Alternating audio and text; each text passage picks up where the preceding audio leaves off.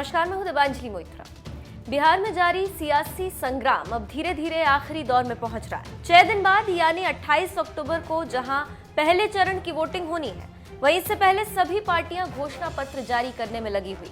तमाम दल भले ही अपने सहयोगियों के साथ मिलकर चुनाव लड़ रहे हैं, लेकिन घोषणा पत्र सभी पार्टियां अलग अलग जारी कर रही।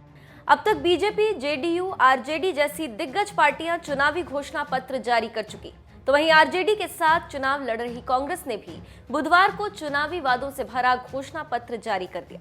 कांग्रेस के घोषणा पत्र से पहले पार्टी आलाकमान सोनिया गांधी ने भी बिहार की जनता के नाम एक पत्र लिखा, जो सोशल मीडिया पर वायरल हो रहा है। किसानों का कर्ज माफ करने का वादा कर छत्तीसगढ़ और मध्य प्रदेश में चुनाव जीतने वाली कांग्रेस ने बिहार में भी यही पैंतरा अपनाया। पार्टी अध्यक्ष सोनिया गांधी ने बिहार की जनता के नाम जारी किए गए अपने पत्र में कहा है, वैभवशाली विरासत वाले बिहार के गौरवशाली भविष्य के निर्माण के लिए कांग्रेस ने राज्य के विकास की अपनी प्रतिबद्धता के तहत बदलाव पत्र तैयार किया।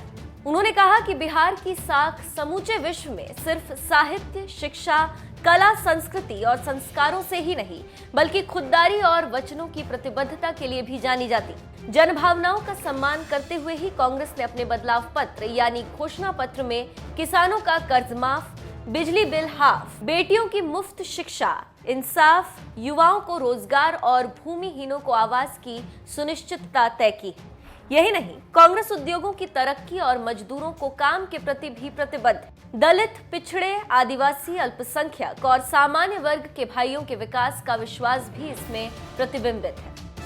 सोनिया गांधी ने अपने पत्र में आगे लिखा है, बिहार के नागरिकों को राइट टू वाटर और राइट टू हेल्थ का कानूनी हक देने का भी वादा हम पूरा करेंगे। शहरों और ग्रामीण क्षेत्रों के अधोसंरचना विकास की सुनिश्चितता के प्रति हम प्रतिबद्ध हैं। साथ ही बीते कुछ वर्षों से राज्य में अवरुद्ध विकास और अराजकता का जो माहौल है, उसे समाप्त कर राज्य में समग्र विकास की वचनबद्धता को दर्शाता हमारा बदलाव पत्र है। इसमें जन का भागीदारी से जन के विकास तक की बात निहित है। बिहार की सत्ता से लंबे समय से दूर कांग्रेस को एक बार फिर से आरजेडी के दम पर सत्ता दिलाने में जुटी सोनिया गांधी ने इस पत्र में लॉकडाउन के दौरान गई नौकरियों पर भी चिंता जताते हुए कहा, बीते दिनों में जिस तरह बिहार के मेहनतकश भाइयों के आत्मसम्मान को जिस तरह ठेस पहुंचाई गई, उनके हाथों से रोजगार छीने गए, ऐसे में बिहार की योग्यता, दक्षता और क्षमता पर लगे ग्रहण को दूर कर स्वावलंबन की नीति को आगे बढ़ाने का काम कांग्रेस पार्टी करेगी। इसके लिए जरूरी है कि राज्य की जनता पार्टी पर पूरा विश्वास जताए और हम मिलकर राज्य और राज्यवासियों के विकास की दिशा में आगे बढ़ें। कांग्रेस पार्टी अपने इस बदलाव पत्र के माध्यम से बिहार के लोगों से वादा करती है कि महागठबंधन की सरकार बनने पर राज्य को पुनः उसी ऊंचाई पर ले जाएंगे जिस पर कभी बिहार का गर्व था।